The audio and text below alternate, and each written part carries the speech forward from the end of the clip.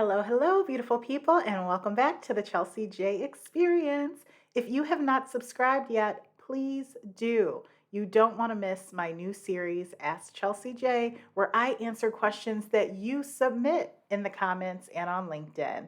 I'm making sure to cover a lot of the taboo workplace topics that aren't often talked about because that's what we need to talk about, right? Okay, so in today's episode, here's a question that I get all the time from lots of job seekers. How do I explain leaving a toxic, negative, or stressful work environment to the next employer?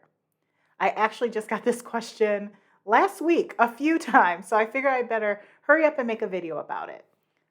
Number one thing is stop overthinking your answer to it.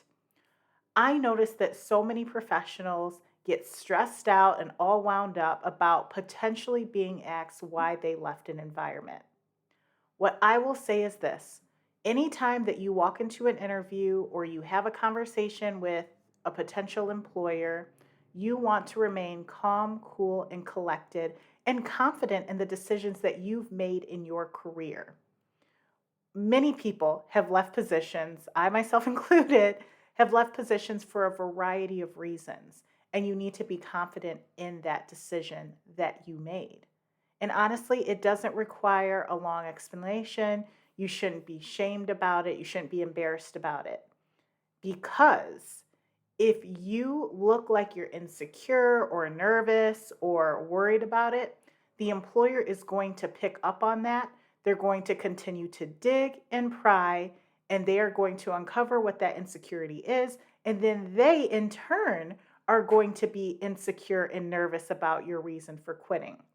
So, more than anything, you need to show, hey, I left this position for this reason. I'm confident in that reason, and this is why I'm moving forward.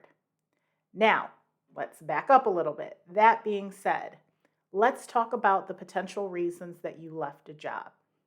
Say that you had a toxic work environment, or you had a difficult boss. Maybe you had coworkers who were bullies, or even maybe the workload was ridiculously stressful and unreasonable. No matter the reason for leaving, you left to protect your mental health and well being. Keep that right there in the back of your mind. Now, when you are going to a new interview, I want you to do your due diligence with trying to figure out why you want to work for this company. And by the way, this is why I do not recommend rage applying. I want you to be intentional with applying for roles. I want you to learn about that company's mission, their values, their perks, their benefits, if they have any awards for top workplaces to be at. And I want you to know what motivates most employees to continue working there. And this means, yes, you will need to do some research online, some extensive research, and you will also need to reach out and try to have conversations with potential employees. Check out Glassdoor, check out Indeed.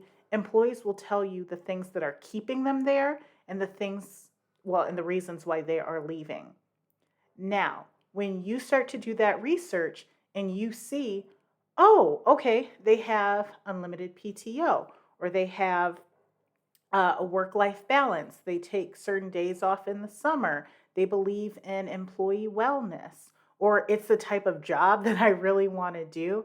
Or even better, the company has some amazing priorities and values, and they contribute to their community and they give back and they allow volunteer days.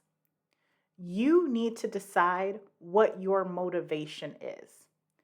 For example, if you are someone who loves to give back to the community, you really value having time to be able to take off work and volunteer for causes that you care about, or if they donate to causes that you care about and they have a great work life balance, wonderful. That's your reason for wanting to work there.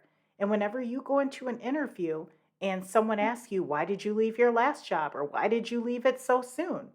Instead of highlighting the fact that it was negative, it was toxic. You never want to go down that road because the word toxic and negative can be open to interpretation and you don't want someone to go down that rabbit hole. Instead, focus on why you want to work for that company. And you can say something as simple as I've gotten older, or as life has gone on, or even after 2020 happened, whatever it is, say, I realize that my values lay here. I really value a work life balance, having time off to be able to volunteer more, or working for an organization that gives back to the community. These are things that I want to represent, and this is where I want my time to be spent. I noticed that your company does all of those things, and that's the type of organization that I want to be a part of. So that is why I decided to leave and make a change, because I want my work to be meaningful, and I want to be excited every morning that I wake up and come to work. Let them know, and don't be afraid to say this, because this is how we build relationships and relate to each other. Let them know. I've done a lot of self reflection, and I realize the things that I want and the things that I don't want. You have the things that I want. And make it all about them. Give them the warm and fuzzies inside. And don't go down a rabbit hole on, oh man, my last boss was terrible. I couldn't stand them, this, that, and the other. You never want to touch that, because it just looks bad. It doesn't make you look good, and it doesn't build trust with the new employer. Now, here's another one. I'm just going to throw a bonus thing in there for you. If they ask you, oh, what didn't you like about your previous boss? Because sometimes they'll do that to see if they can get more information. Again, flip it around and bring it back to them and what you're looking forward to working on with them. Let them know, I get along with everybody. I enjoy building relationships with my colleagues. But one of the things that I'm looking forward to in the future is working for a boss where they have transparent communication, and they are flexible, and they are collaborative. And I know that your supervisors are like that here, because I've heard great things or I've done research. Whatever it is, always bring it back to them and your why, and why you want to work for them. See, easy peasy. It doesn't have to be long and drawn out. You don't have to be stressed out about it. And you don't have to raise any red flags to employers about why you left your previous position. A final note is, if you feel interrogated by a hiring manager and they continue to question your decision for leaving and they are not letting up, bing, bing, bing. If I hit a red flag right here, I'd wave it, because that is a huge red flag. You do not want to work for a company where you feel interrogated during the hiring process, or you feel like they just can't let something go. That place may not be for you, and that's okay, because you move on and you move forward, and your next opportunity will be right around the corner. I hope this helped with how you will approach your next interview and answer that question about why you left a negative or toxic work environment. And P.S., you deserve better. I'm proud of you for leaving. Keep your head up high, be confident. You're amazing. Your next opportunity will come. All right, thank you for watching today's episode. And please make sure to subscribe, like, drop a comment below. And until next time, see you later.